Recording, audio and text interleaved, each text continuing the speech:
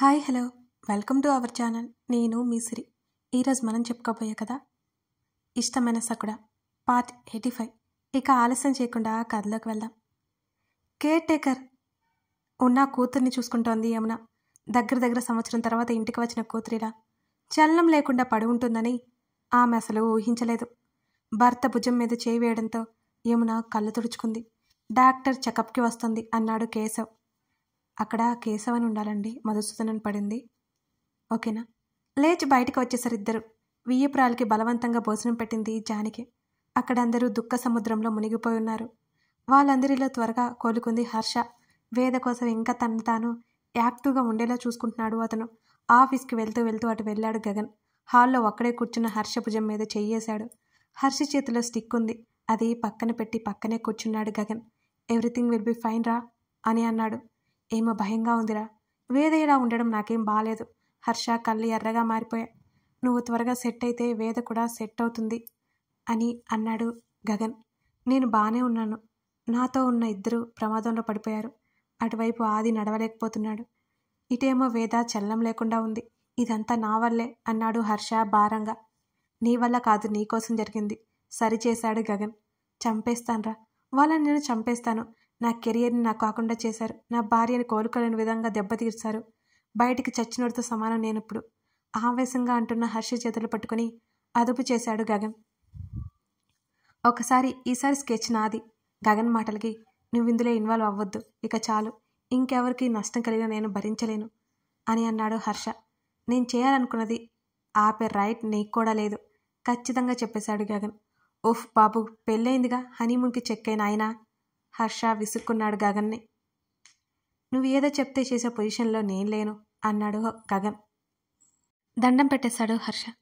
అంతలోనే ఆగిపోయిన పెళ్లి గుర్తుకొచ్చి ఐఎమ్ రియల్లీ సారీరా. అసలు ఇది జరుగుతుందని నేను అనుకోలేదు. అసలు నీ పెళ్ళి అయ్యే వరకు నీకు తెలియకుండా ఉండాల్సింది అన్నాడు ధరణిని గుర్తు చేసుకుంటూ హర్ష. గగన్ పెద్దగా పట్టించుకోకపోయినా ఒక ఆడపిల్లగా ధరణి ఎలా ఫీల్ అవుతుందో అతడికి తెలియకుండా లేదు. నేను బయలుదేరుతాను అని అన్నాడు గగన్. హర్ష పలికాడు.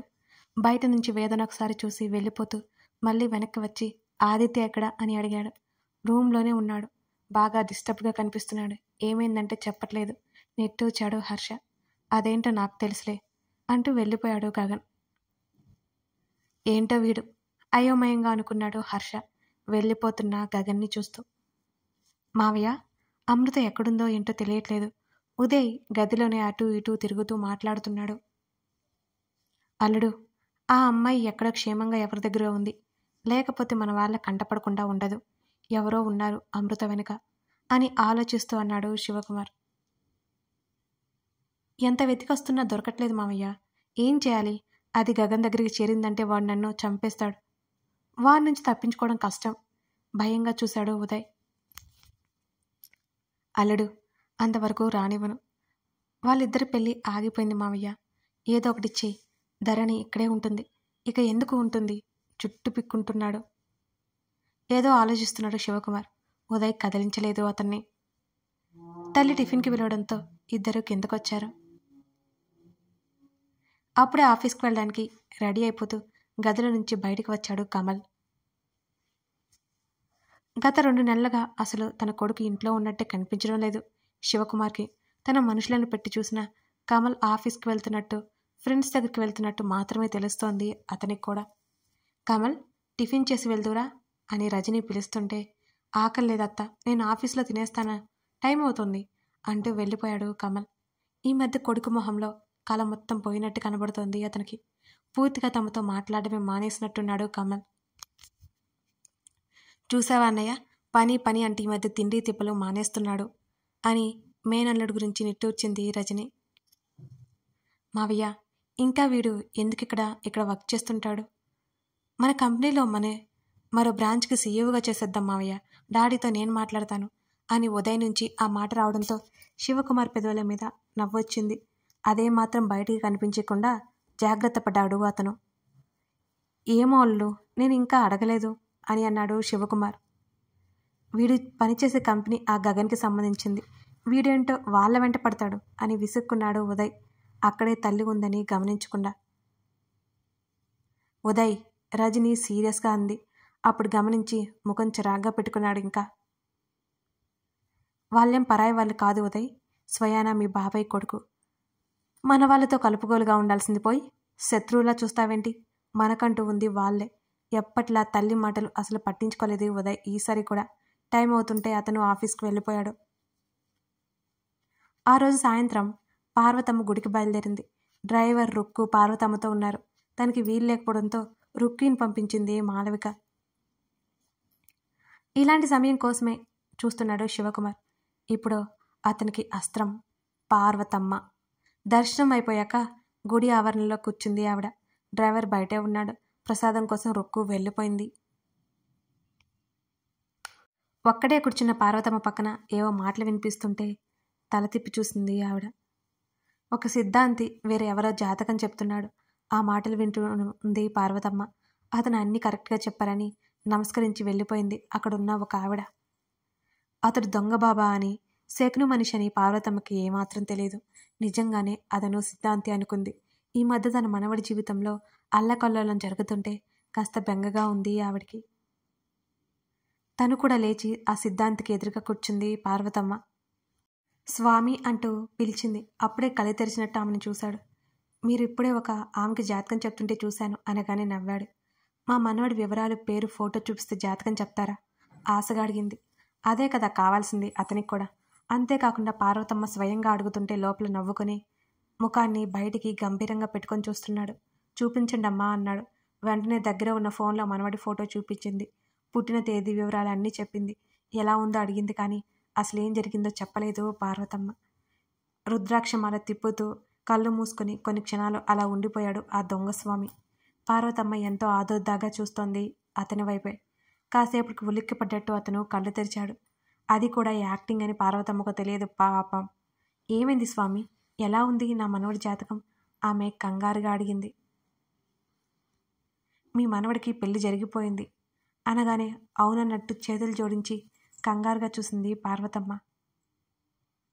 ఆ అమ్మాయి ఎప్పుడైతే మీ మనవడి జీవితంలో అడుగుపెట్టిందో అప్పటి నుంచి మీ మనవడికి కష్టాలు మొదలయ్యాయి అని అతను చెప్పగానే పార్వతమ్మ కళ్ళలో భయం స్పష్టంగా తెలిసి ఆమె కళ్ళు వెడల్పయ్యాయి. ఏంటి స్వామి మీరనేది? అవును, మీ మనవడి జాతకంలో అలాగే ఉంది. వాళ్ళిద్దరికీ పెళ్లి చేయకుండా ఉండాల్సింది.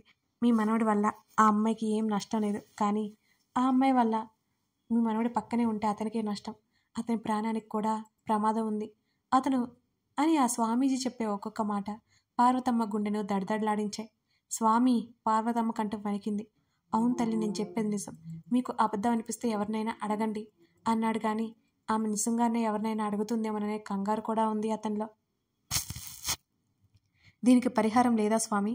ఎంతో భయంగా అడిగింది పార్వతమ్మ అతన్ని. మళ్ళీ రుద్రాక్షమాలను కొన్ని క్షణాలు చేతులతో పట్టుకుని కళ్ళు మూసుకున్నాడు ఆ దొంగ స్వామి. లేదు తల్లి లేదు. ఆ అమ్మాయి మీ మనవడి భార్యగా ఉన్నంతకాలం అతడికి కష్టకాలమే. కష్టాలు తప్పవు.